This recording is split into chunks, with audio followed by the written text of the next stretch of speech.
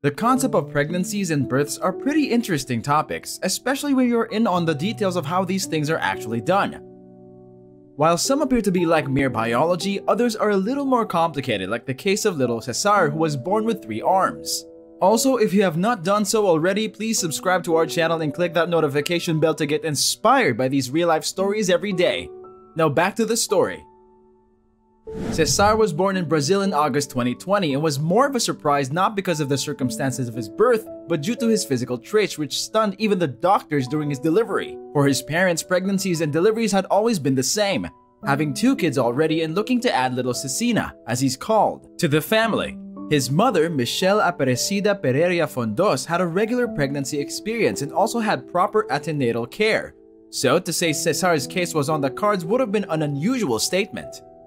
Fast forward to the day he was born, and it was Michelle's husband, Cesar's father, that first noticed something attached to the baby.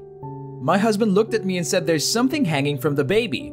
I thought it might have been the umbilical cord, but it was his little arm, Michelle told local media. With the extra arm appearing, the doctors had to take further tests to determine what was going on, and while Cesar's body was fully in order, the 3rd arm was totally immobile.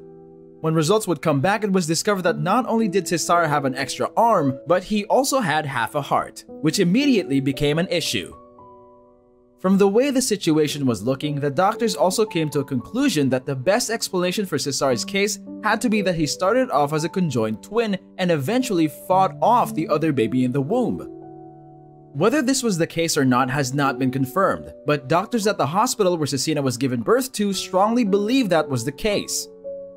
The other arm couldn't have developed if there was no other baby, and to add to that, he had hypoplastic left heart syndrome, which meant the left side of his heart did not develop correctly, and this is most likely due to the fact that it was attached to an organ of the other baby.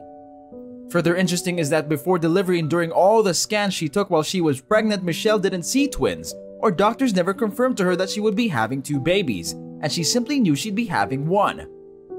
Due to the situation, Cesinha had to undergo 5 operations first to correct problems he had with his tongue, heart, and diaphragm.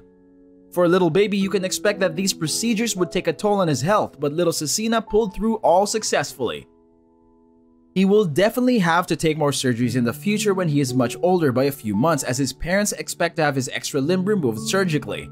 However, before that, Cesar and his parents would have to come into the hospital to have regular checkups to monitor the situation as well as find out if he's doing well. To help in getting little Cesinha with some of the basic things he'd truly be needing, an online fundraiser was set up by the convener of the Santos-based Acau de Bem social project, Rodrigo Fernandez, who has been known for providing help for families in need. Little Cesinha continues to grow and progress well, as his family still hopes that his extra arm is possible to remove surgically. Even though Cesar's case appears to be different, all indications still point to the idea of him being only half of the supposed twin that would have been delivered with him. The concept of conjoined twins, or Siamese twins as they were formerly called, is something that is not entirely new in the world today, and it happens to be one of the most fascinating human malformations in the world, with several twins reported to be joined together from birth. Conjoined twins are simply 2 babies that are physically connected to each other. The case develops when an early embryo only partially separates to form 2 individuals, more like instead of actually splitting completely to result in 2 separate babies as twins. The embryo in this case is partially separated, with still some part attached, hence resulting in 2 fetuses which would be physically connected. Conjoined twins in many cases are usually connected at the chest, abdomen, or pelvis. In times past, conjoined twins were either stillborn or pronounced dead shortly after birth. But with advancements in several areas of medicine, specialized treatment methods and surgeries have made it possible for both babies to be separated and live separately. However, even with this, there are still some conjoined twins that have been physically connected and have spent their lives together. While most medical cases are known to have a cause or the reason why they come to be, the case of conjoined twins is not known to have any confirmed or notable cause to point out. It is unknown whether there are certain activities that result in delivering conjoined twins, or maybe if there is anything couples should be aware of so they can avoid such a case. It is simply a rare case and is not studied broadly, plus the science behind it explains quite enough as to why such a case can happen. Usually, when a woman is pregnant with twins, it means that a single fertilized egg has developed, and then the embryonic layer splits completely after just a few days to form two babies, and after a while, organs begin to develop in the babies separately. However, in the case of conjoined babies, the embryonic layer splits much later after about 13 days, and as a result, separation stops before the process is complete and leaves both fetuses as one and further resulting in conjoined twins. Another theory is that it is also possible for two embryos to fuse together during the early stages of development. Conjoined twins are known to get attached at several sites in the body. One of the most common sites is at the chest, which is called thoracopagus, and often has the twins sharing a heart as well as other organs like the liver. In this case, separation is usually hard, and there are really no survivors from this kind of conjoining. Another common site is the pelvis, which is called ischiopagus, and in this case, the twins likely share the lower gastrointestinal tract, as well as the liver and the genital and urinary organs. Craniopagus is another type, and it is when the heads are conjoined together. While they may share the same skull, they usually have different brains.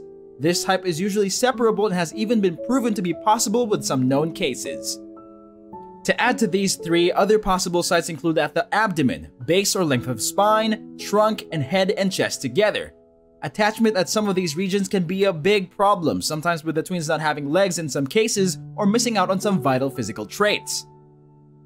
As mentioned earlier, advancements in technology and surgical methods have allowed for the separation of conjoined twins, and of course some of these procedures have yielded positive results.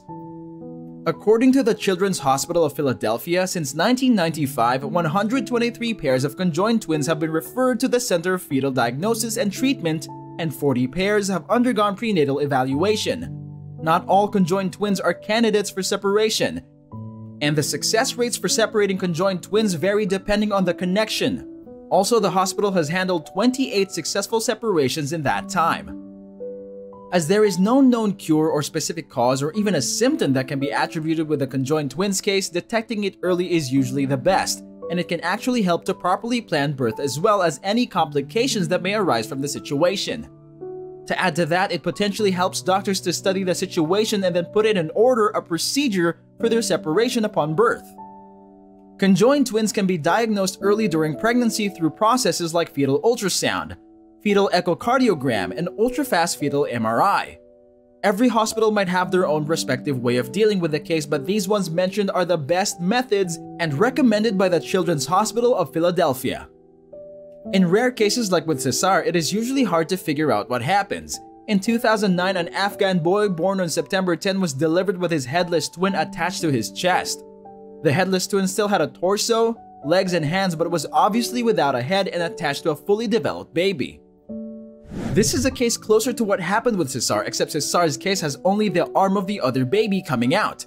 That's if the predictions of the doctors are correct.